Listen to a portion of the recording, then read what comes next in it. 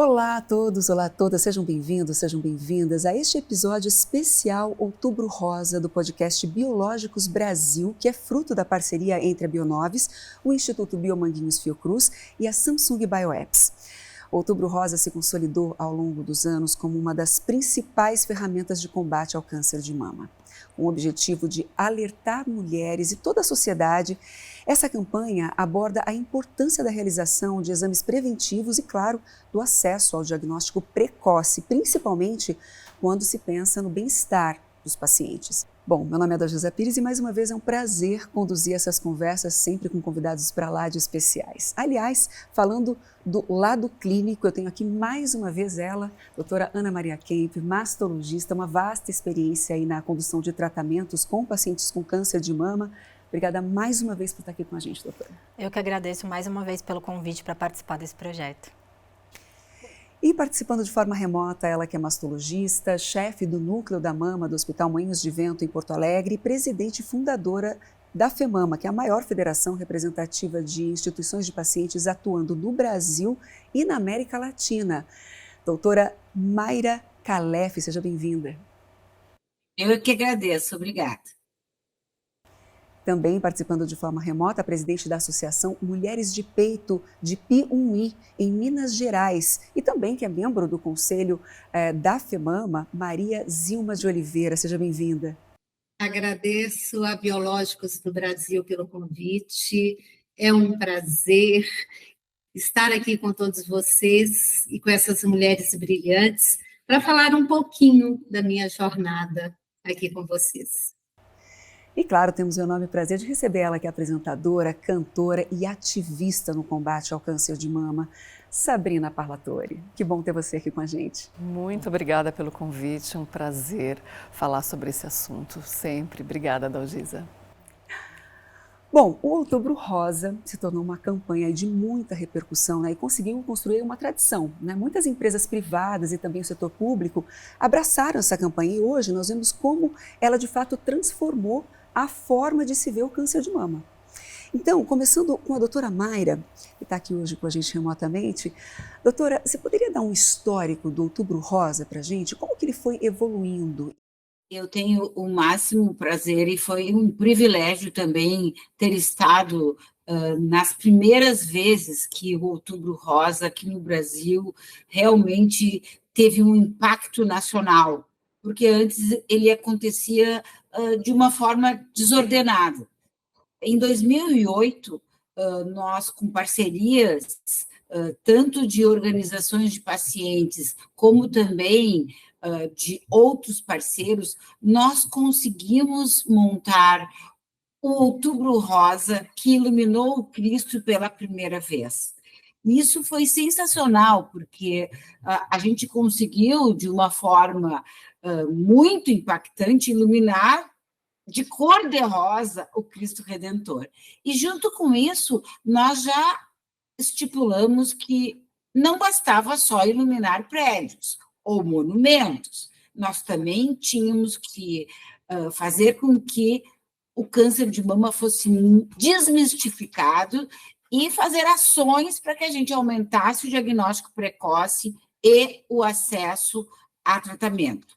Então, ele começou em 2008 e, desde então, não parou mais. E, hoje em dia, a gente perdeu totalmente assim, o controle, cada um faz o Outubro Rosa do jeito que gostaria de fazer, através de mutirões. Nós organizamos sempre uma campanha maravilhosa para lançar junto no Outubro Rosa, e o mais legal de tudo é que as pessoas, por iniciativa própria, elas usam lacinho, se vestem de rosa, falam sobre o tema, nas cidades, por menores que sejam, a gente vê no comércio, a gente vê em escolas.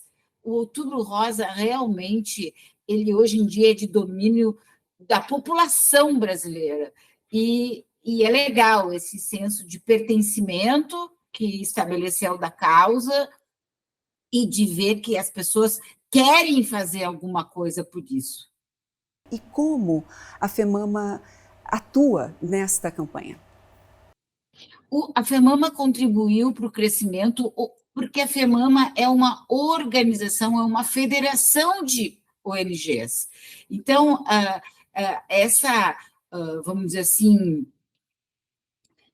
união de esforços que a gente orquestreia, vamos dizer, de uma federação que está em muitas cidades do Brasil, nós somos mais de 70 ONGs espalhadas pelo Brasil inteiro, e cada ONG tem a sua rede também. Isso é uma coisa sensacional. Então, assim, eu não vejo outros responsáveis maiores do que lá no início, em 2008, o que a FEMAMA fez, junto, buscando essas parcerias. Complementando, Adalgisa, acho que realmente a campanha do Outubro Rosa vem crescendo muito nos últimos anos. A gente vê hoje essa abrangência nacional, essa abrangência mundial. E é muito importante porque aumenta a procura por mamografia por conta da campanha do Outubro Rosa. Então eu queria saber de vocês, Sabrina e Maria Zilma, como que vocês conheceram a campanha do Outubro Rosa, como que chegou para vocês isso? Bom, eu já ouvia falar de Outubro Rosa há muito tempo, mas assim, de uma forma en passant, né? Eu ouvia dizer, eu dirigindo por São Paulo, eu via os símbolos, né? A cor rosa em outubro, mas não era muito ligada. E depois que eu tive a doença e passei pelo tratamento, aí sim, né? Vim a entender a importância do Outubro Rosa, o tamanho que tem.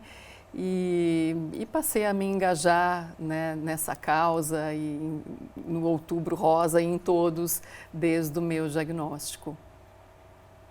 E você, Maria Zilma? No meu caso, eu conheci o Outubro Rosa, mas de uma visão completamente diferente do que eu vejo hoje, né?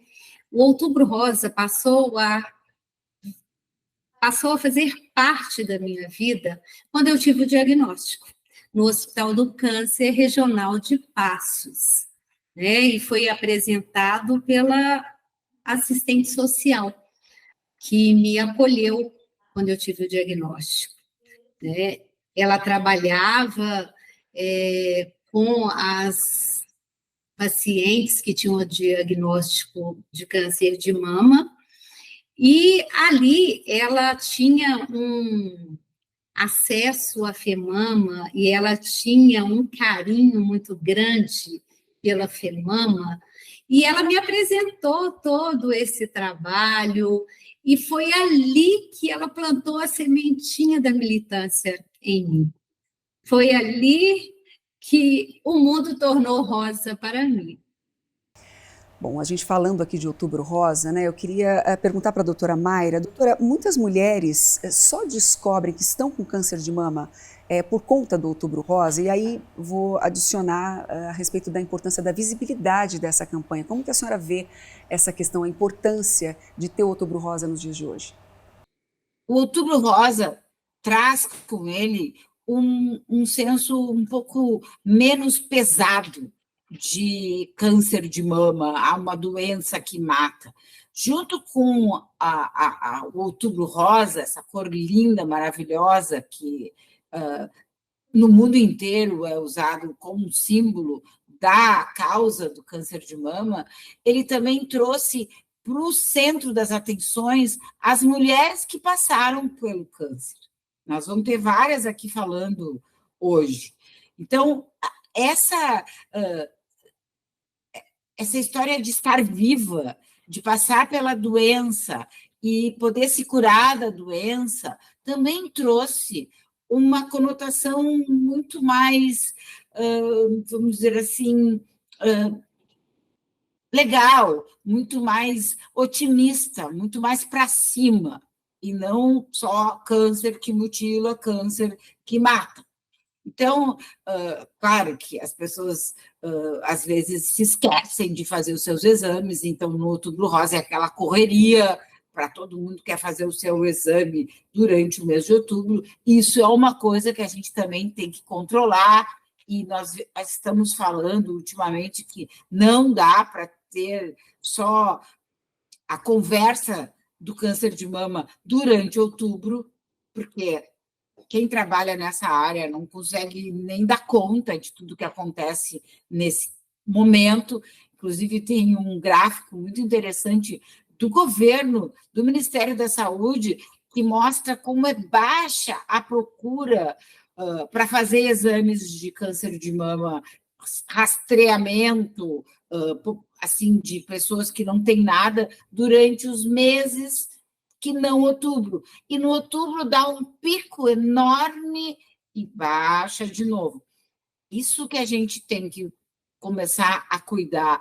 A gente não quer baixar o pico, a gente tem que elevar a necessidade e a procura por mamografia e exames de rastreamento também fora do mês de outubro, porque a gente está fazendo muito pouca mamografia no Brasil, os índices de rastreio mamográfico aqui são absurdamente baixos na grande maioria dos estados, e não tem nenhum estado fazendo o que precisa fazer, o que o próprio INCA, o Ministério da Saúde, dizem que é 70% de cobertura mamográfica. Não, o máximo chega a 50%, 55%. E tem estados e tem lugares que é nem 10%. Então, nós precisamos buscar uma conscientização também fora do Outubro Rosa, porque isso está nos preocupando bastante. A gente não tem conseguido um impacto importante de mortalidade, as pessoas continuam morrendo por uma doença que tem cura se chegar a tempo e fizer mamografia de rotina. A gente fala, e as sociedades falam, médicas acima de 40 anos anualmente. E para isso existe lei. Se alguém quiser fazer, mesmo que haja portarias do INCA, portarias do Ministério, não tem força de lei. Existe uma lei, desde 2006, que garante mamografia acima dos 40 para quem quiser fazer. E você, Sabrina, como foi para você? Porque você recebeu o diagnóstico em abril, na verdade, né? E até então, pelo que você já comentou aqui com a gente, você não tinha tanto envolvimento assim, sempre ouvia falar, mas não sabia exatamente do que se tratava. Como você vê a campanha hoje? É muito importante que se fale sobre isso. Quando eu comecei a contar do meu diagnóstico para as minhas amigas, todas passaram a se perceber. Será que eu fiz meu exame? Algumas pensaram, nossa, já faz uns 3 anos que eu não faço mamografia. Então, sempre quando você aborda um tema desse, a pessoa ela passa a se questionar, né? A se olhar, a pensar se ela está ali se cuidando. Então, a campanha de Outubro Rosa, né, como se fala muito sobre isso, conscientização, a importância da mamografia, a importância de um diagnóstico precoce, isso chama a atenção da população, né, das mulheres. Por isso que aumenta o número de mamografias nessa época. Muito, né? Então, é muito importante que se fale, né? O ideal seria se falar o ano inteiro. Todo, né? Eu falo, gente, o Outubro Rosa também deve acontecer de novembro a setembro. Boa, boa. Porque quanto mais se falar, mais as pessoas vão ouvir e prestar atenção nessa causa. E uma coisa que é interessante também, Sabrina, porque você comentou, né, que falou para um grupo de amigas. Com certeza, mesmo não sendo com elas, o fato de você ter sido acometida e ter dividido, compartilhado, né, doutora, com outras mulheres, é óbvio que para elas também ouvir algo sobre o Outubro Rosa também deve ter soado diferente, né? Exatamente, você começa a prestar mais atenção, né? O que é essa campanha? Por quê? Né? E realmente é muito importante. O Outubro Rosa vem crescendo a cada ano. Eu percebo o engajamento de muitas empresas, organizações. Então, eu acho maravilhoso isso. Quanto mais gente falar sobre isso, né, expuser essa causa, melhor. Mais gente vai ter acesso. E mais gente mesmo, não só mulheres, né? Que a gente está falando aqui da questão do câncer de mama, mas homens e jovens e todas as pessoas, né? Não preocupando muito assim com a questão da faixa etária, nem gênero, nem nada. Todo mundo falar sobre esse assunto. E complementando, uma coisa que eu tenho visto de mudança na campanha do Outubro Rosa, que eu acho muito interessante, pessoas públicas ou não públicas, às vezes, contam as suas histórias nas redes sociais ou que vão falar em empresas e fazer palestras, porque a pessoa começa a se identificar e a entender a informação de uma forma importante. Porque às vezes eu até vejo, tá lá a campanha do Outubro Rosa, mas não vai acontecer comigo, porque eu não tenho caso de câncer de mama na família, então eu não dou tanta bola para aquela informação que está sendo falada. A partir do momento que eu me identifico com a pessoa que está ali falando, não é só um profissional falando sobre, alguém que passou por isso contando a sua história, a mulher passa a prestar mais atenção naquela informação que está sendo dada. Então essa foi uma mudança que eu achei muito importante na campanha nos últimos anos. Bacana. Eu estou curiosa também para saber da Maria Zilma. Você concorda com o que elas falaram? Como é a importância, na sua opinião, do Outubro Rosa?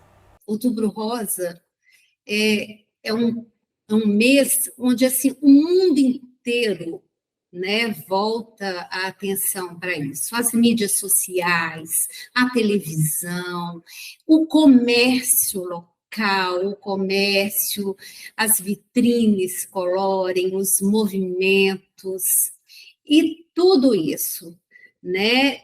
Eu acho que neste momento as pessoas passam a ter voz.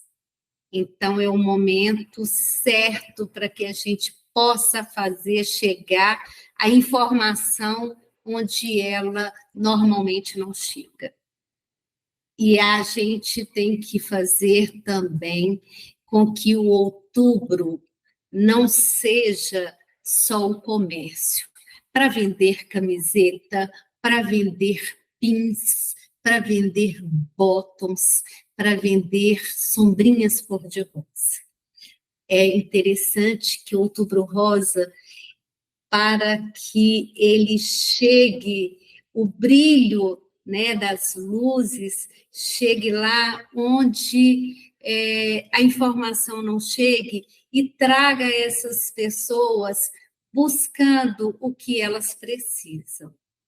E Maria Zilma, você conhece mulheres que foram diagnosticadas durante a campanha do Outubro Rosa, exatamente por conta dessa conscientização? Sim, várias, né? Buscaram informação porque souberam que tinham direito à mamografia por causa das campanhas que a gente fazia de conscientização, conscientização da detecção precoce, as carretas, né, da mamografia, que muitas vezes são liberadas durante o Outubro Rosa, e que, às vezes, essas carretas vão lá naqueles lugares distantes, que, às vezes, durante o ano, elas não conseguem percorrer.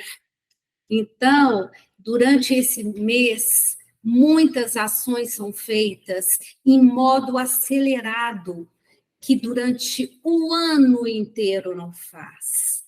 E eu falo que, às vezes, a gente fica esquecido durante o ano inteiro. E somente em outubro é lembrado ações que a gente faz diariamente, que é lembrar da importância da detecção precoce, da conscientização. Então, o Outubro Rosa faz lembrar desse trabalho que a gente faz durante o ano inteiro.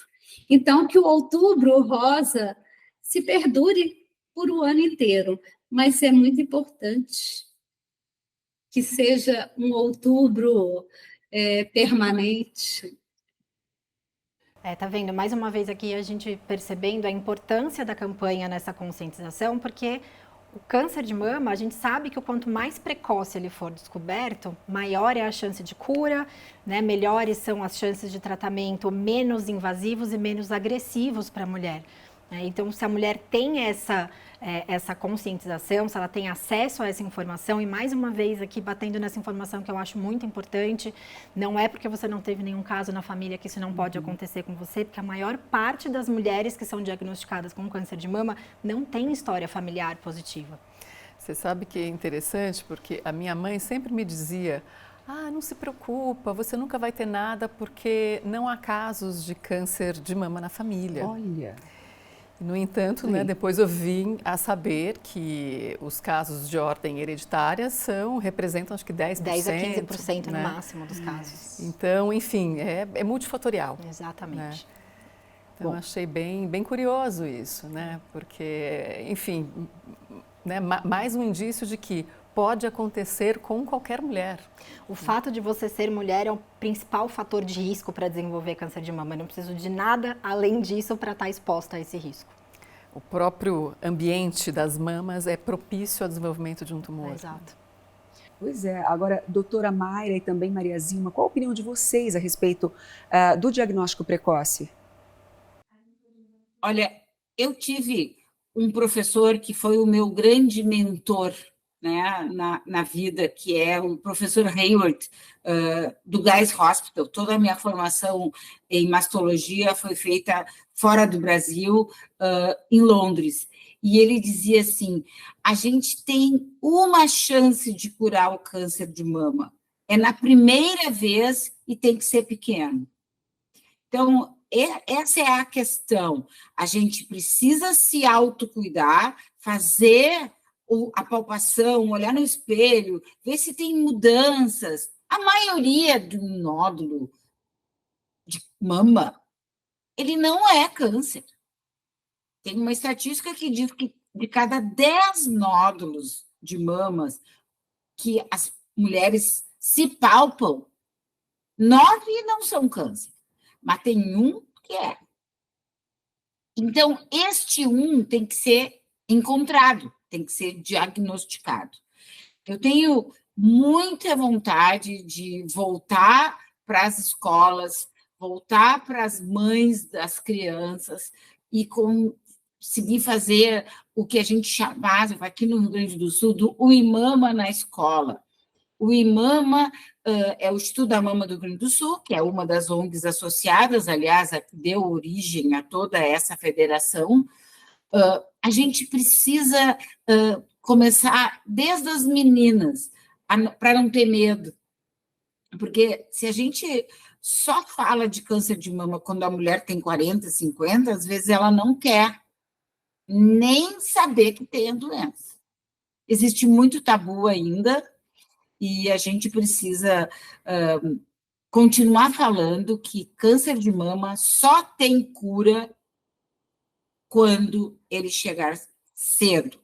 E a mamografia ajuda, mas o autocuidado e ir no médico para fazer os seus exames são fundamentais para que a gente consiga diminuir o número de mortes por câncer de mama.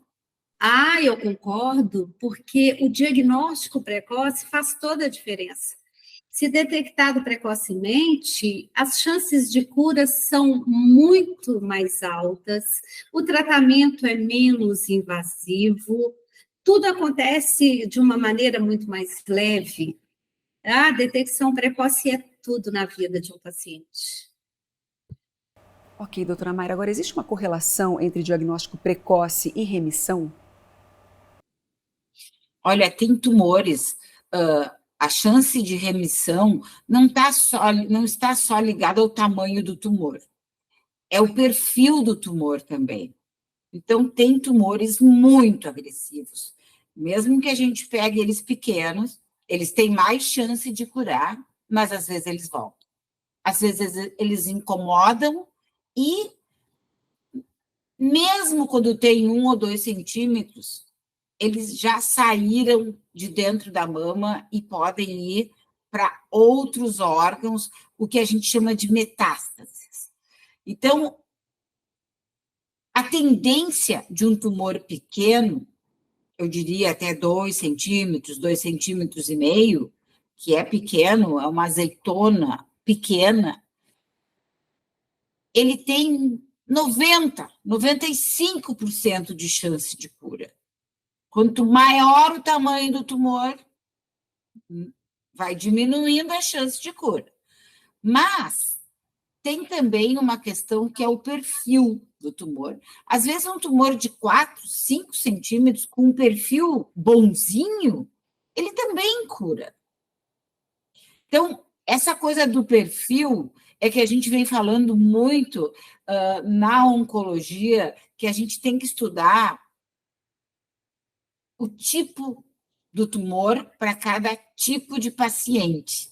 Existem vários perfis de tumores, de mama, hein?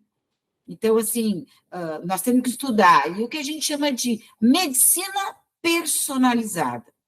Além do tamanho, além do envolvimento das ínguas, dos linfonodos, nós também temos que saber o perfil do que aquele tumor se alimenta, ou do que ele não gosta, para a gente fazer o tratamento certo. Agora, doutora, imagino que não deve ser fácil, né, dar essa notícia, enfim. Como que a senhora explica essas especificidades para a paciente recém-diagnosticada? Imagino que seja uma situação muito delicada, não? É muito importante esse momento, porque existe uma situação onde a paciente não ouve mais nada e ela fica atrapalhada. Tá? Mas também existe um momento que tudo que tu falares vai ficar impactado pro resto da vida dela. Porque eu tenho pacientes há mais de 35 anos que eu trabalho nessa área e as pacientes voltam comigo para fazer as suas revisões e elas dizem, eu nunca vou me esquecer aquilo que a senhora me disse tal dia, naquele momento do diagnóstico. Então, a gente precisa se concentrar como médico profissional naquilo que tu vai te informar. E eu tenho essa característica, e eu acho que muitos médicos deveriam adotar, de ir falando alto e desenhando, escrevendo, até para que a paciente leve para casa alguma coisa que ela não se lembra. A outra coisa que eu também gosto quando eu vou dar um diagnóstico é que a paciente esteja acompanhada por alguém que ela eleja, que não precisa ser o marido, não precisa ser a mãe, pode ser uma amiga, pode ser a filha, mas que ela tem uma parceria ali para depois dizer, mas o que ela falou mesmo? O que a médica disse? Bom, isso são coisas que a gente vai aprendendo. Mas aqui no Hospital Moinhos de Vento, onde eu trabalho, faz quase 15 anos que a gente instituiu uma questão que hoje em dia até virou lei, que é a navegação de pacientes com câncer. E não é só para mama. A navegação de pacientes aqui dentro do hospital, a gente tem uma enfermeira treinada, navegadora, que quando eu vou dar o diagnóstico para uma paciente, um diagnóstico novo para uma paciente, eu chamo a enfermeira, que fica prestando atenção em tudo que eu estou dizendo, e ela já faz isso. Hoje, eu tive 3 novas, com menos de 40 anos, 3 pacientes novas, que eu tive que usar muito dessa tática, que é, com a enfermeira navegadora, repassar umas 2 ou 3 vezes o que eu estava falando. Porque é difícil. E o que a gente não quer é que a paciente impacte, ela imobilize. Então, a enfermeira navegadora é uma equipe multiprofissional, que a gente chama, fundamental em câncer. A outra coisa é que quando a gente vê que a paciente ficou muito impactada, a gente marca uma nova consulta daí uns 2, 3 dias para conversar de novo, para ver o que ficou. Porque é certo que ela vai para o Google, é certo que ela vai falar com alguém que vai dizer alguma outra coisa, que é tudo ao contrário. Então, ela tem que ter uma confiança na equipe. E isso a gente consegue, essa confiança, também com um bom acolhimento, né?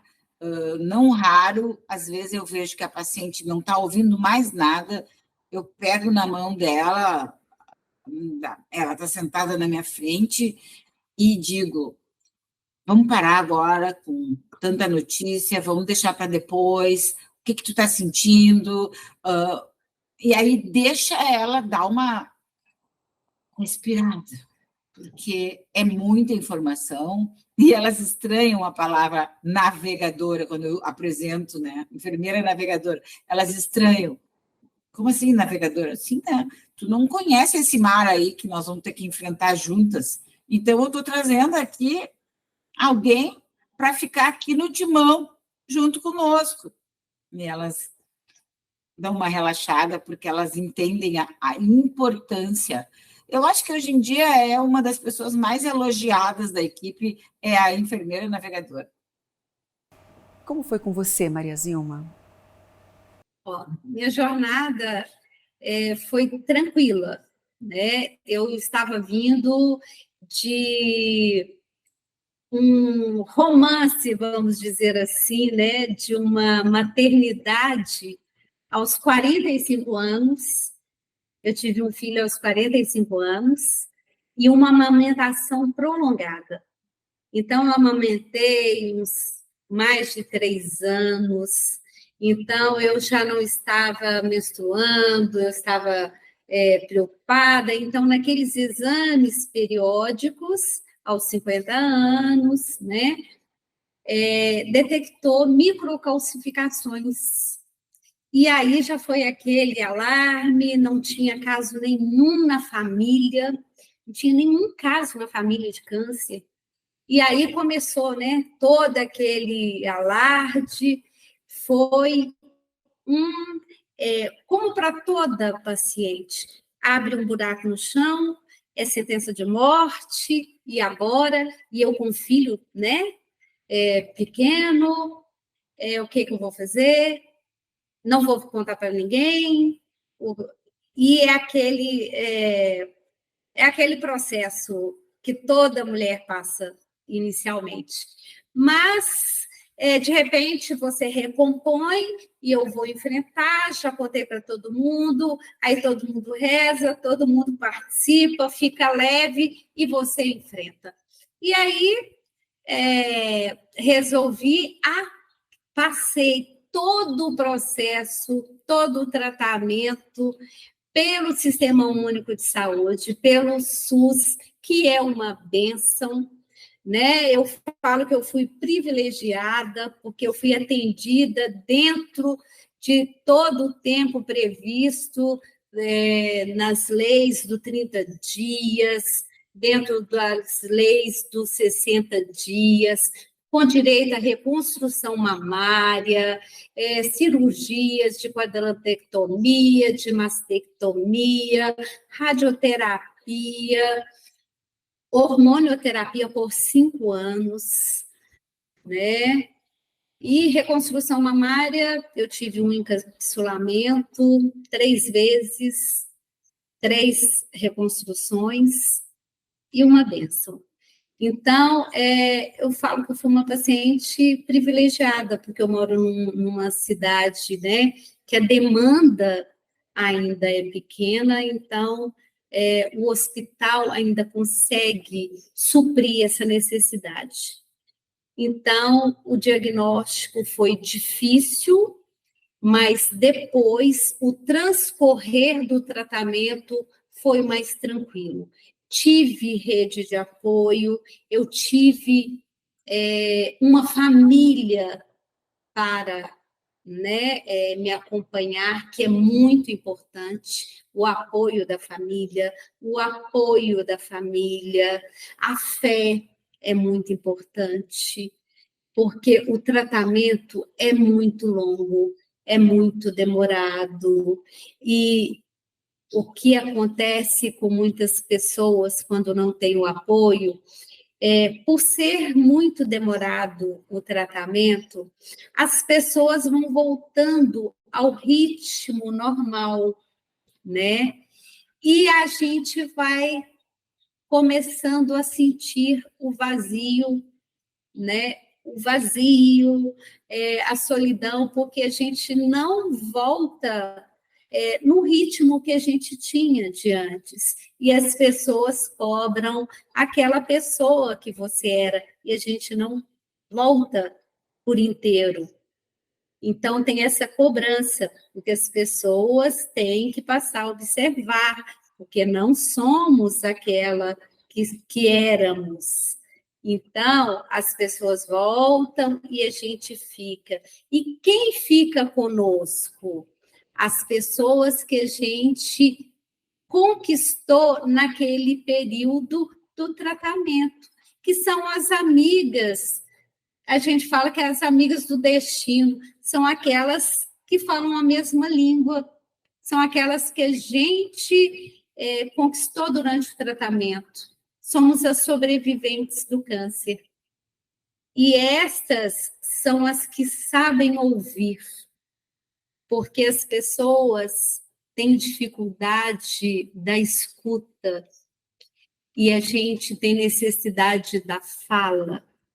E o paciente precisa muito de falar. E aí o familiar adoece com o paciente, o cuidador. Ele também precisa de cuidados, e nem sempre tem. E aí, quando ele adoece e não tem esse cuidado, ele não consegue ouvir a gente. E o que acontece? A gente precisa da rede de apoio para a gente poder falar com ele. Obrigada, Maria Zilma, por compartilhar aí sua história, um pouco da sua história, né, com a gente. Agora, a gente tem a Sabrina aqui também, né? Sabrina, você recebeu essa notícia, ainda bem, precocemente, certo? Como foi para você? Você pode compartilhar um pouquinho sobre como foi essa situação, quando você recebeu essa notícia? Olha, por mais que a gente se prepare para a notícia, porque a partir do momento que você vai fazer uma biópsia, existe a possibilidade, né, de ser um câncer. Por mais que você se prepare, você não está preparado, né? Quando o médico me disse, né, realmente é um tumor maligno, eu tive a sensação de que o chão se abriu, eu comecei a cair num buraco, assim, parece que o mundo parou. E me veio, assim, uma sensação, na verdade, um misto de sensações, sabe? De medo, dúvida, angústia, preocupação, e 1000 perguntas que eu queria fazer para o médico ao mesmo tempo. Mas a primeira pergunta que eu fiz, né, que foi a principal preocupação minha, era sobre a gravidade do meu caso. Então eu falei, mas doutor, o quão grave é a minha situação? Aí ele me tranquilizou, ele falou, não, já dá para saber que se trata de um tumor inicial, claro, a gente vai fazer uma série de exames agora, entender um pouco mais, subtipo e tal, mas pelo tamanho, né, que ainda é pequeno, dá para saber que se trata de um tumor inicial e você sabe que tem altíssimas chances de cura e tudo mais. Então eu fiquei mais tranquila, ao mesmo tempo que eu estava angustiada, chocada, eu entendi, falei, não, calma, não vou morrer disso. Ele falou, você não vai morrer disso, né? Então isso foi super importante para mim, né? Eu fico imaginando então que a postura do profissional nesse momento, do médico ali, do oncologista ou do mastologista, porque às vezes, né, muitas vezes chega para mastologista, não é isso, doutora? É um momento que é bem delicado, que a gente precisa estar com uma escuta bem ativa, não só daquilo que a paciente está perguntando e falando, mas também da postura dela. Porque às vezes você percebe que ela fecha, né? Eu falo, ela se fechou. Eu começo a falar, você percebe que ela tá blá, blá, blá, blá, ela não tá assimilando nada do que eu tô falando.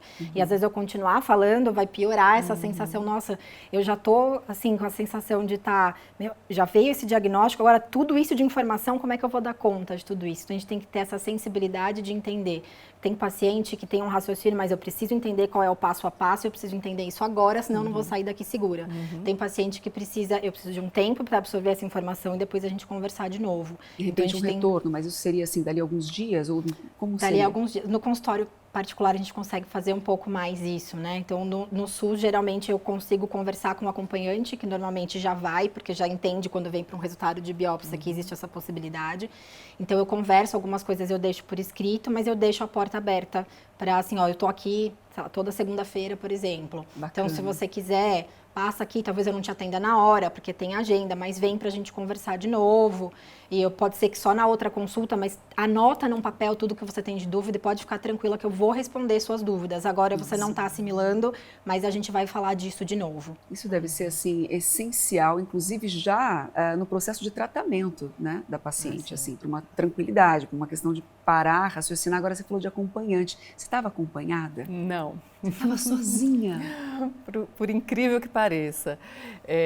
O meu irmão ficou de me encontrar no consultório, mas ele acabou se atrasando no trabalho e chegou no final da consulta. Na verdade, ele chegou e me pegou na porta, eu saindo já do consultório médico e com aquela notícia. E aí ele foi o primeiro a saber e logo também me tranquilizou, né? E aí foi aquela jornada de contar para a família, né? Para a mãe, como é que eu conto, né? Que é uma situação muito delicada, né? Eu mesma estava ainda tentando assimilar, né, tudo que estava acontecendo. Mas assim, eu fui uma paciente que eu gostava de ter todas as informações possíveis, assim, sabe? Então, eu acho que eu saí do consultório no dia do diagnóstico já um pouco tranquila por conta disso que ele me falou. Não, é um tumor inicial de mama, tem 95% de chances de cura. Então, falou em 95, para mim já é 100, sabe? Então, eu saí mais tranquila, apesar de saber que seria uma longa jornada, que eu teria um tratamento difícil pela frente, né? Pelas características todas, né? Eu estava com 40 anos, um tumor de mama, então tem que cuidar, tem que tratar, tem que extirpar o tumor, tem que fazer um tratamento. Então, eu sabia que seria difícil. Mas eu estava mais tranquila por esse prognóstico do diagnóstico precoce, né? Então, e aí foi assim, um dia de cada vez, né? Eu queria resolver o mais rápido possível. O que eu tenho que fazer amanhã? Né? Então, assim, vamos começar resolver logo. Então foi assim, aí as coisas foram acontecendo, já fui fazer os exames todos que eu tive que fazer, de tomografias e tudo mais. Aí optou-se na época por começar pela cirurgia, mas antes disso eu fui ouvir mais 2 opiniões por sugestão do próprio mastologista.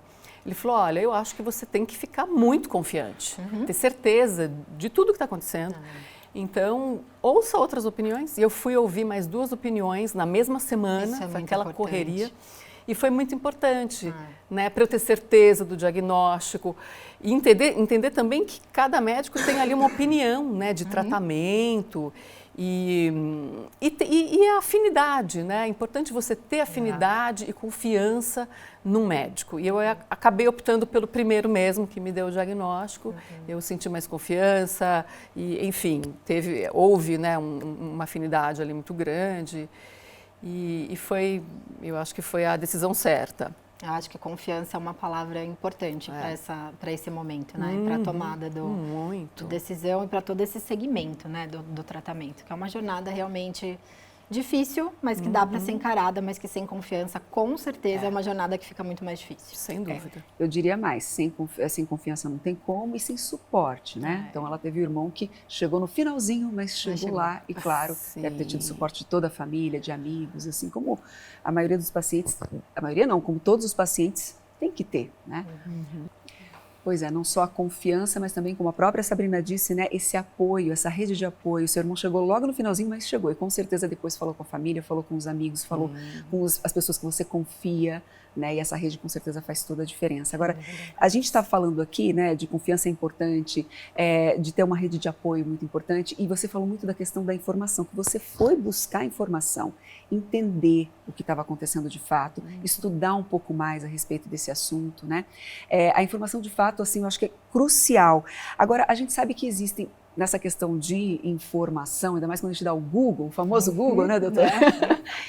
A gente pode ver muita coisa. E eu acho que muita coisa ali é mito, é ou não é? Então, eu queria entender um pouquinho, por exemplo, essa questão do exame de toque, doutora, é ou não é? Porque acham assim, normalmente, pelo que eu entendo, já vi pessoas falarem, não, mas eu fui no mastologista, fui no ginecologista, fiz um exame lá de toque e não deu nada, tá tudo certo. Mas você fez outro exame, sei lá, para ver uma mamografia, você já tá, né, com 40. Não, viu lá, não tem nenhum caroço, tá tudo bem. E não é assim, né, doutora? Eu acho aqui importante trazer essa informação da diferença entre rastreamento e diagnóstico. Então, o que é o rastreamento? É aquela mulher que não tem nenhum sintoma. Exatamente, ela fez o exame de toque ou no mastologista, ou ela mesma se examinou e não tem nada, mas ela está dentro de uma faixa etária que a gente sabe que é uma faixa etária de maior risco de desenvolvimento do câncer, e eu vou fazer algum exame para tentar diagnosticar um câncer que ainda não deu nenhum sintoma, tá? Isso a gente chama de rastreamento, e para o rastreamento, ainda, o único exame que realmente diminui mortalidade é a mamografia. Então, o que a gente tem que fazer para rastrear a mamografia?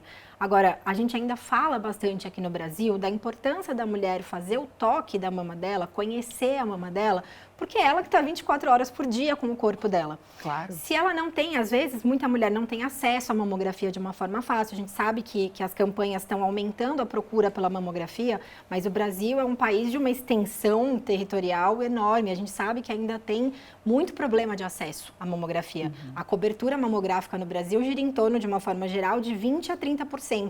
Então, só 20% a 30% das mulheres que deveriam estar fazendo mamografia realmente estão. E tem estados, principalmente no norte do país, que essa cobertura não chega a 10%. Então, o que eu faço para essas mulheres que não têm esse acesso? Então, é importante que elas também aprendam a tocar, porque se eu toquei e senti alguma coisa diferente, eu já não estou mais falando de rastreamento, porque ela tem um sintoma, ela está sentindo um nódulo, ela vai precisar fazer um exame de diagnóstico. Mas se ela sente, ela vai procurar muito mais rápido uma ajuda e um diagnóstico do que se ela não fizer esse exame e esse toque. Então, a gente pode adiantar um pouco. Não é o ideal seria na mamografia pegar, mas se ela sentir, ela vai buscar mais rápido do que se ela não se examinasse. Entendi. Então, só para simplificar, quando não tem nenhum sintoma, vamos rastrear. Não é só o toque, vamos desmistificar isso, né? Exatamente. E se de repente ela sentiu alguma coisa, no famoso exame do toque, que ela mesma pode fazer, inclusive assim, semanalmente, né? Uma vez por mês até a gente indica, não precisa ser semanalmente. Acabou a menstruação, faz o toque. A melhor época é logo após a menstruação. Logo após, porque um pouquinho antes da menstruação, a mama, a gente fala que fica mais túrgida, ela tem mais ação do estrogênio, ela fica mais durinha. Então, a mulher pode sentir alguns nódulos e que, na verdade, são só glândulas mamárias. Então, acabou a menstruação, pode fazer. Se a mulher já não menstrua mais, escolhe uma época do mês para fazer sempre naquele período. E se, porventura, encontrar alguma coisinha, corre atrás para entender se vai, né, para ter esse diagnóstico, como você comentou.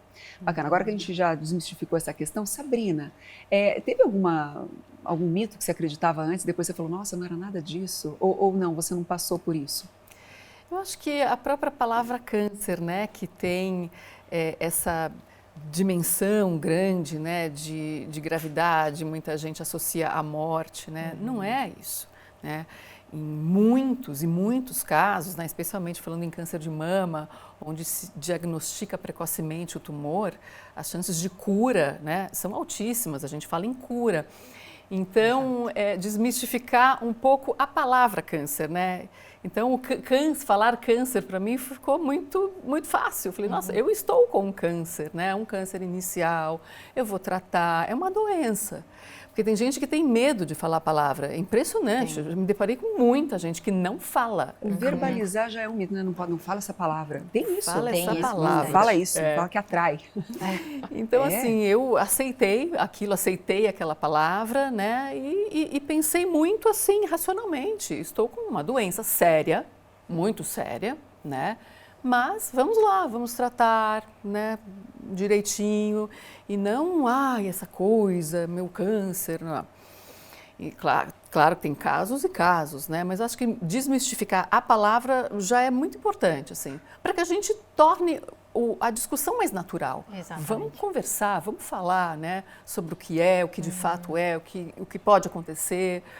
E agora coisas de, por exemplo, as pessoas falam muito da quimioterapia, né, que dá enjoo. Sim, mas os efeitos da quimioterapia vão muito além do enjoo e da queda de cabelo, né? Hoje tem muitas maneiras para se contornar esses sintomas, tanto da queda de cabelo quanto do enjoo, né? Eu tomei um medicamento que eu praticamente não tive enjoo.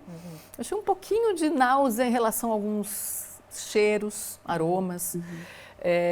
E o cabelo, né, eu também consegui conservar com a crioterapia um pouco do cabelo. Então, enfim, eu acho que o câncer, a medicina e a ciência avançam a cada ano, né, trazendo mais soluções, mais opções de cura, de tratamento, né? Então, acho que tem que desmistificar isso, né? O câncer não é mais uma sentença de morte, né? Ele não precisa ser. Então, vamos conversar, né, com naturalidade, com clareza sobre o câncer de mama. Eu arrisco dizer que esse é o principal mito que a gente tem que deixar ir por terra, né? Porque é sobre isso, tem que conversar sobre o assunto abertamente, tirar isso como se fosse um tabu. Agora, eu queria aproveitar também, Maria Zilma, você enquanto, né, foi uma paciente oncológica também, você chegou a ter que desmistificar alguma coisa também? O pior deles é aquele que quem procura acha. Eles não querem procurar por medo, né? E a Unacan tem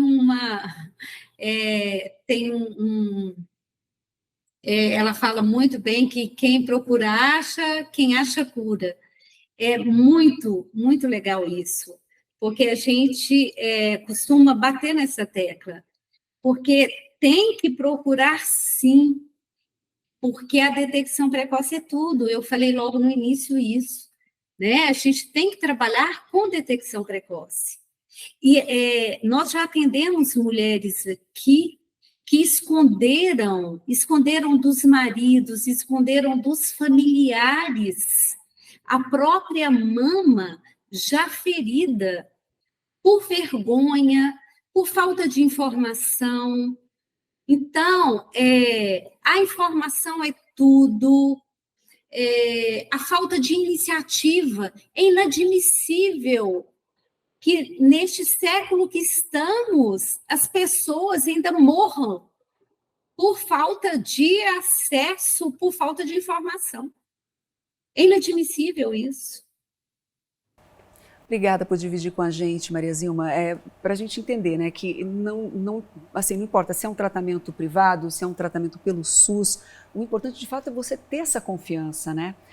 Confiar no corpo médico, confiar que vai dar certo, né? Ter essa visão mais otimista e, claro, ter a rede de apoio, como a gente já falou, e se informar a respeito de tudo, do que você está passando. Claro, como a gente já falou aqui, tendo essa rede de apoio.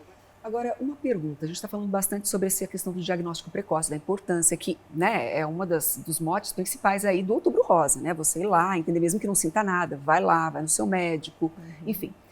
Agora, e de repente, para as pacientes que receberam já esse diagnóstico e não estão no momento precoce, seja que acabou de descobrir que já não está no começo, que de repente até está num quadro metastático, ou que de repente teve uma recidiva e aí já se viu num outro momento com um outro diagnóstico, inclusive, talvez, né? Está passando por tudo isso de novo.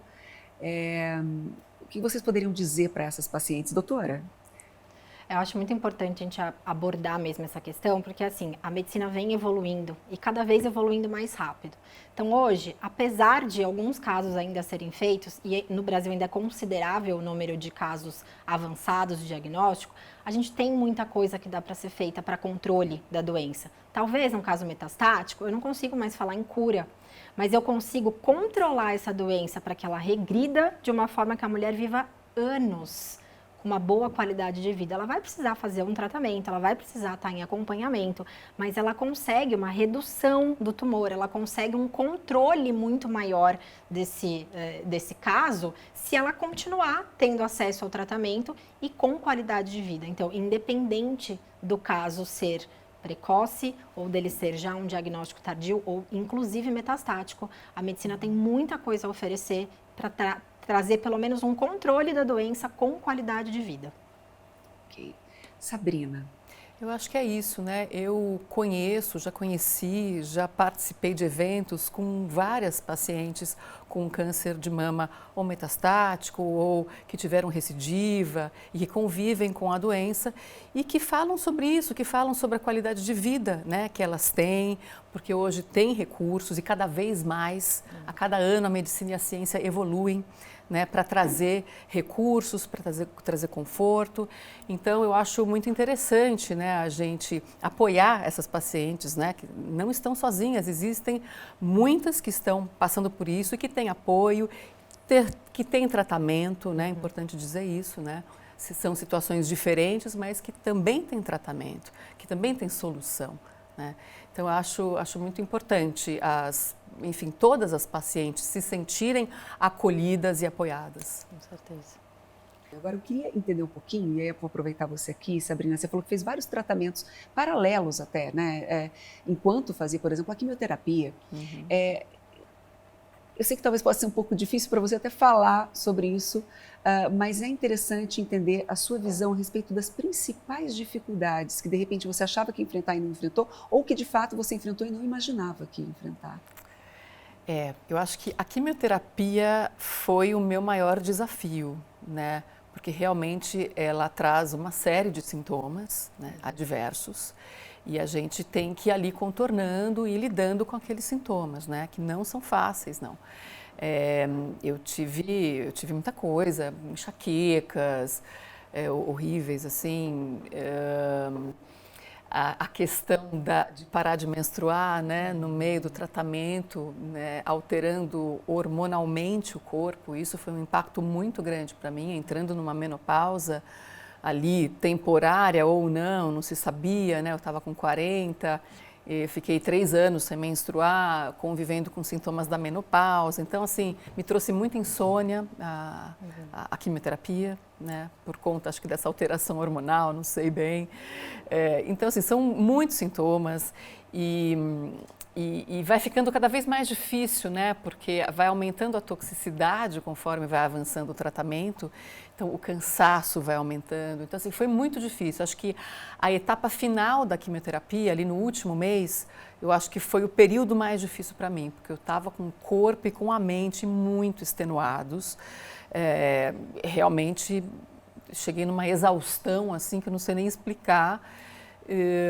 Então foi o momento mais difícil, mais desafiador, assim, de vamos exercer a paciência. Aliás, eu sempre digo isso, a palavra paciência estava sempre pairando assim na minha cabeça, porque eu exercia muito ela, assim, sabe? Vamos ter paciência, vamos com calma, tudo vai melhorar, tudo vai se resolver, né? É importante passar por esse tratamento. Então, agora, o que você... Desculpa.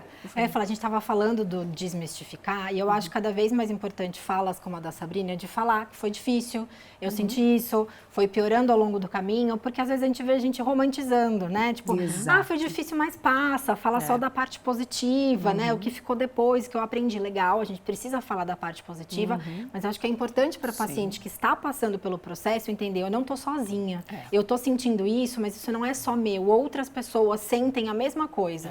E aí, mais uma vez, é uma coisa que por mais que eu como profissional fale, porque eu vejo isso todo dia, para a paciente é muito diferente quando ela ouve outra pessoa que passou pelo que ela está passando, falar, olha, eu também passei, eu também senti, foi difícil, mas existe uma luz no fim do túnel. É diferente ela ouvir de mim, né? Não que não tenha valor o que eu falo, mas é diferente, eu não passei, né? Então, acho que é muito importante nos desmistificar, também falar do que foi difícil. Sim, tanto que para mim foi interessante, assim, eu tinha a informação dos médicos, sabia que eu podia contar com eles a qualquer momento, né, com qualquer dúvida e tal, mas chegou um momento que eu precisava ouvir outras pacientes que tivessem passando ou tivessem passado por isso. E como foi? Então, primeiro assim, eu li uns 3 livros que eu ganhei de ex-pacientes, que foi muito interessante, né, porque ali elas contavam a jornada delas e tal. E também passei a me corresponder pelas redes sociais, especialmente com outras pacientes no Brasil e fora do Brasil. Olha, que legal. Na Europa, nos Estados Unidos. E aquela troca de experiências foi muito rica. Aí eu comecei a perceber o quão rico era isso, o quão valiosa era aquela troca de experiências, porque é isso, eu não estou mais sozinha, não sou só eu que estou sentindo isso, isso é normal sentir, né? Então você sente um apoio, né? Uma corrente que se forma muito interessante, muito poderosa. E nesse momento foi que eu decidi, comecei a amadurecer, né, a ideia de tornar a minha história pública a fim de ajudar outras mulheres. Quer dizer, isso acabou encorajando, né, você a tomar uma atitude com relação a isso. Sim. Te inspirou e você foi lá e realmente tomou uma atitude de compartilhar também para, de repente, outras mulheres, outras pessoas estivessem passando por isso. Uma pergunta, você acha que foi essa relação com outras pessoas, essa troca no momento mais difícil, foi isso que fez com que você superasse ou administrasse melhor as adversidades do tratamento? Sem dúvida alguma, me ajudaram muito. Porque é isso, né? Você fala, nossa, não estou sozinha, é normal isso que eu estou sentindo, então vamos ter paciência, vamos com calma, um dia de cada vez, isso vai passar. E tem alguma história que você se lembre, assim, que você fala, nossa, esse dia virou a chavinha, ou eu me emocionei por tal coisa, aconteceu Aconteceu alguma coisa que você lembra com carinho? De repente, muitas. Já começo a me emocionar até só de lembrar, assim. Muitas ocasiões, né? É o que eu falo, assim, eu nunca tinha ficado doente na vida, nunca tinha ficado internada na vida e de repente me veio um câncer, né? Uma cirurgia, nunca tinha feito uma cirurgia na vida. E eu passei a adentrar naquele universo, né, dos médicos, dos enfermeiros e tudo mais. E eu recebi muito apoio, muito carinho, né? E isso me ajudou muito, me deu muita força, eu me sentia acolhida, eu sentia que de fato eles se preocupavam com os meus sentimentos, e isso foi muito importante para mim, sentir esse apoio. E teve um dia que isso foi muito forte, no final do meu tratamento, lá no último mês, né, que eu estava esgotada, teve um dia que eu acho que era a minha 12ª, 13ª quimioterapia, foram 16 ao todo. Eu estava muito cansada e eu acordei, eu sentia o meu corpo, era um cansaço tão grande que eu tinha a sensação de que ele iria se dissolver, se desmantelar. Eu não sei explicar, uma sensação muito estranha. E parecia que a respiração não estava normal, uma certa falta de ar, um cansaço muito grande. E aí eu fui para a sessão de quimioterapia, chegando lá, a enfermeira-chefe que me atendeu, a Ana, espetou o meu catéter para começar então a infusão das drogas pré-quimioterapia. E assim que ela fez isso, espetou meu catéter, eu comecei a chorar. E eu era uma paciente que eu estava sempre de alto astral, né? Eu estava sempre feliz, apesar de tudo, naquele ambiente, porque era um ambiente muito saudável de acolhimento. E eu comecei a chorar e ela, o que aconteceu, Sabrina? Ela estranhou, né? Eu falei, Ana, eu acho que eu não vou aguentar. Eu estou com falta de ar, eu estou num cansaço tão extremo que eu tenho a sensação de que eu vou morrer. E chorando, e chorando. Ela virou para mim e falou assim, Sabrina, todas as pacientes que chegam nessa etapa da quimioterapia dizem a mesma coisa, de que vão morrer. E sabe o que aconteceu? Ninguém morreu. E eu acho que, sabe, ela ter dito isso me fez melhorar imediatamente, né? Eu passei a respirar melhor, dei risada. A gente começou, né, a dar risada, a conversar, enfim, ela descontraiu ali um ambiente que estava difícil para mim e fez toda a diferença naquele meu dia. E foi muito marcante isso para mim, né, que foi o carinho, o acolhimento, a psicologia que ela usou ali comigo. E então isso é inesquecível. Eu falo, a vida é feita de momentos como esses, né? Como esse, que ficam eternos pra gente, que trazem amor, que trazem carinho, que trazem sentido. Muito legal. Doutora Ana, eu vou aproveitar e eu quero saber, né, você enquanto médica, que realmente mastologista, que está ali na linha de frente para diagnosticar ou para rastrear, qual a importância de um profissional bem treinado, seja no acolhimento, seja no tratamento, seja enfim, em qualquer momento nessa situação do câncer de mama? Eu acho assim, o treinamento técnico é uma coisa que é muito fácil a gente fornecer para uma pessoa, a pessoa ser treinada, entender, eu tenho que pedir isso, eu tenho que fazer aquilo, não é aquele protocolo para seguir.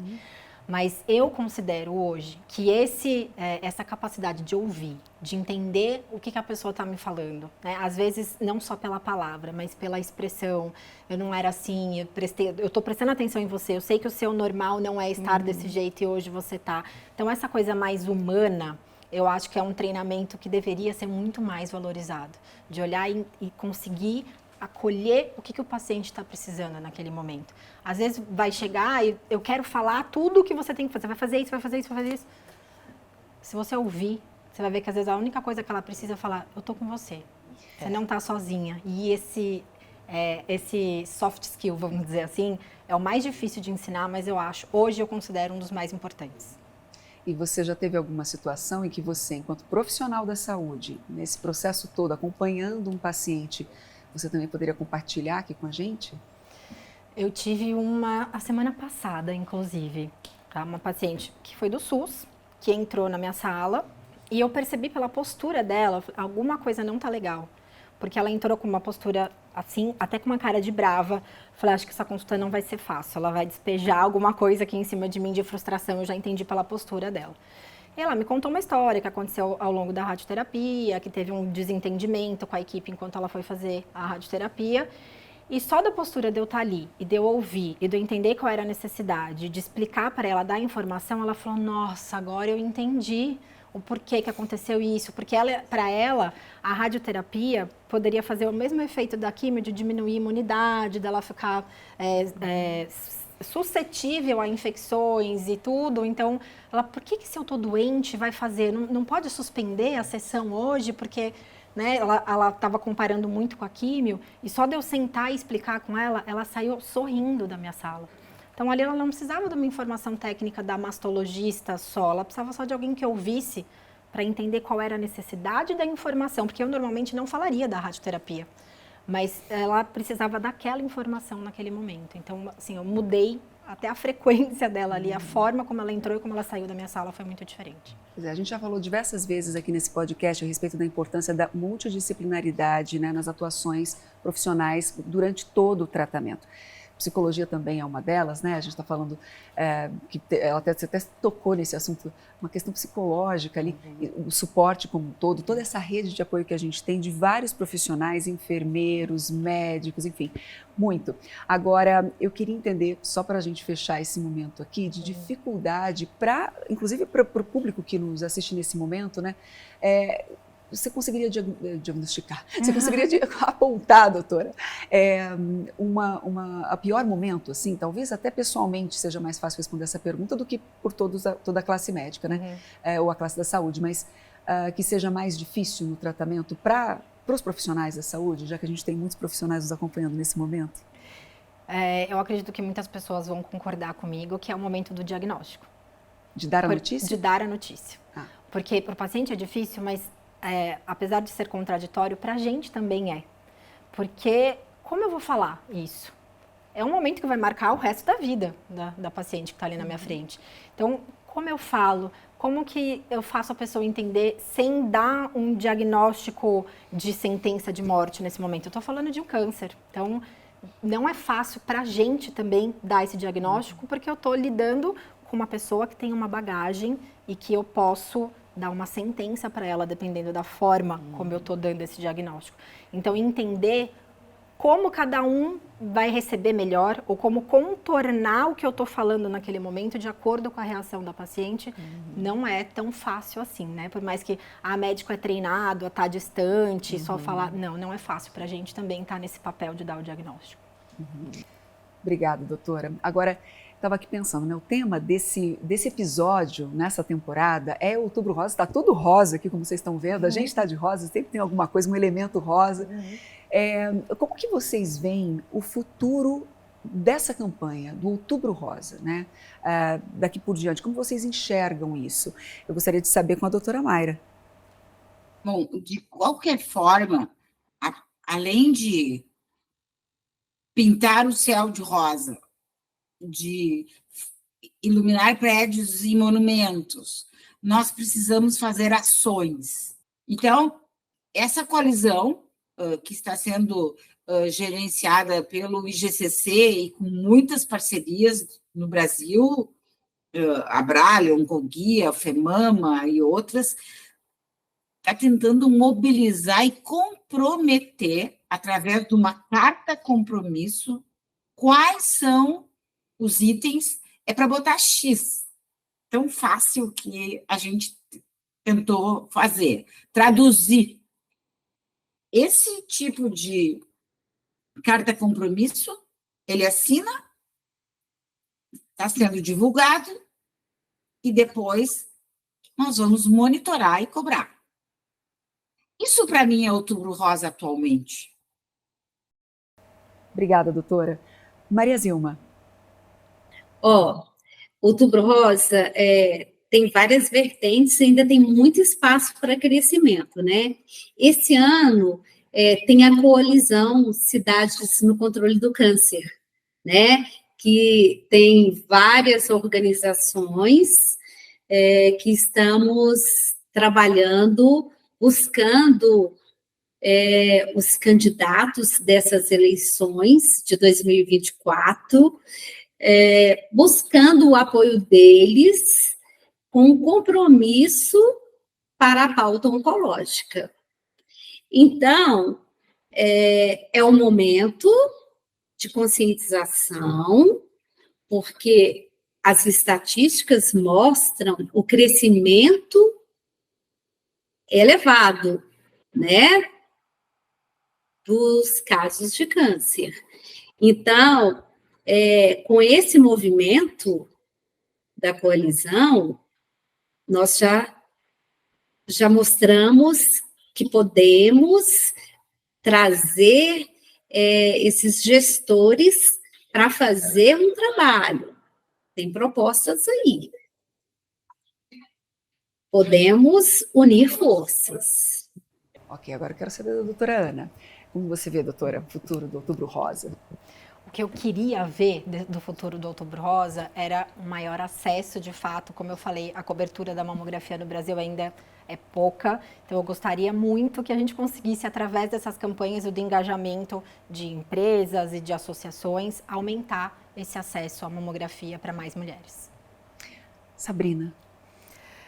Eu acho que eu vou reforçar o que a doutora falou, porque é isso, né? A gente bate na tecla da importância do diagnóstico precoce para tentar baixar essa mortalidade ainda alta por câncer de mama. Então, e isso só é possível através da mamografia, né? Das mulheres fazerem a mamografia todos os anos. E infelizmente nem todas ainda têm acesso.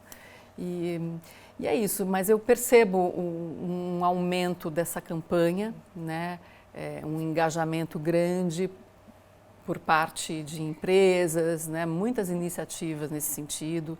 Então, eu acho que a tendência é aumentar essa informação, ampliar essa informação, né? Para que o maior número de mulheres possível seja contemplado.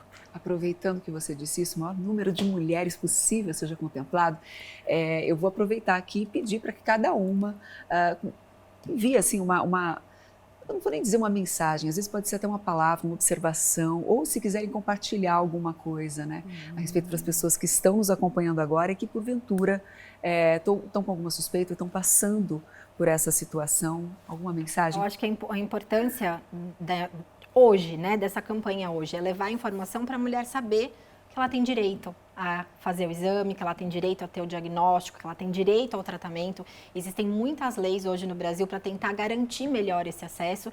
Então, que as pessoas se informem, que as mulheres se informem mais para tentar lutar pelo seu direito. Porque tudo bem, talvez o acesso demore, mas se ela sabe o direito que ela tem, ela começa a cobrar, com certeza isso vai começar a mudar. Esse perfil vai começar, o panorama vai começar a mudar de acesso à mamografia. Exatamente. Bom, uma mensagem minha, assim, eu gostaria de passar uma mensagem de acolhimento, né? Eu que passei por isso, tantas mulheres me procuram, né, querendo dividir as suas histórias comigo, principalmente pelas redes sociais, né? E é interessante porque, assim, ela vem me fazer uma pergunta, provavelmente já foi uma pergunta que ela fez para o médico dela, mas ela quer a minha opinião, ela quer chamar a atenção para mim, né? Enfim, no final o que ela quer é acolhimento, né? Então, assim, o que eu quero dizer, assim, vocês não estão sozinhas, sabe? Eu estou aqui, tem uma rede de mulheres, uma rede de apoio, tem grupos, sabe, que são constituídos para justamente trocar experiências, passar informação de qualidade, sabe? Tem organizações que trazem tanto acolhimento, tanta informação, tanto apoio, tanta ajuda, tanto para pacientes como para os parentes dos pacientes, né? Que muitas vezes ficam ali perdidos com o que fazer. Então é isso, você não está sozinha, né? Conte com esse apoio que está disponível, é só buscar que você encontra. Bom, falamos sobre muitos assuntos aqui, a gente está caminhando para o final desse nosso encontro, mas não sem antes lembrar a todos que estão nos assistindo neste momento, a todas que estão nos assistindo neste momento, que nós temos no portal, aliás, no site da Biológicos, um guia, que é o Guia do Paciente Oncológico, que inclusive já foi atualizado especialmente para essa campanha do Outubro Rosa, então durante todo o ano ele está à disposição, agora especialmente, né? Acho que vale aí você procurar ali no site da Biológicos e ter em primeira mão todas essas informações, toda a trajetória, a jornada do paciente, os direitos do paciente nesse guia do paciente oncológico no site da Biológicos. Bom, recado dado. Muito Então, queria agora agradecer mais uma vez a participação de vocês, doutora Mayra Calef, também a Maria Zilma por estar aqui conosco, as duas participando remotamente, e claro, Sabrina Parlatore, doutora Ana Kemp, mais uma vez aqui com a gente. Obrigada por estarem aqui conosco. Obrigada pelo convite, é sempre um prazer, acho muito importante a gente falar sobre tudo isso, né, que a gente falou, a jornada, os direitos, e é muito prazeroso, para mim é terapêutico até, sabe? Poder compartilhar a minha história, ouvir outras, ouvir os médicos, então muito obrigada pelo convite. Também agradeço muito pelo convite, mais uma vez, por essa parceria aí, que já vim aqui algumas vezes conversar com vocês. Para mim é sempre um prazer estar aqui trazendo informação. Venha sempre. Vamos apresentar juntas aqui. E nossos sinceros agradecimentos a você que nos acompanhou nesse podcast do Biológicos Brasil, especial Outubro Rosa, em parceria com a Bionovis, o Instituto Biomanguinhos Fiocruz e a Samsung Bioapps. A gente se vê no próximo episódio. Até lá!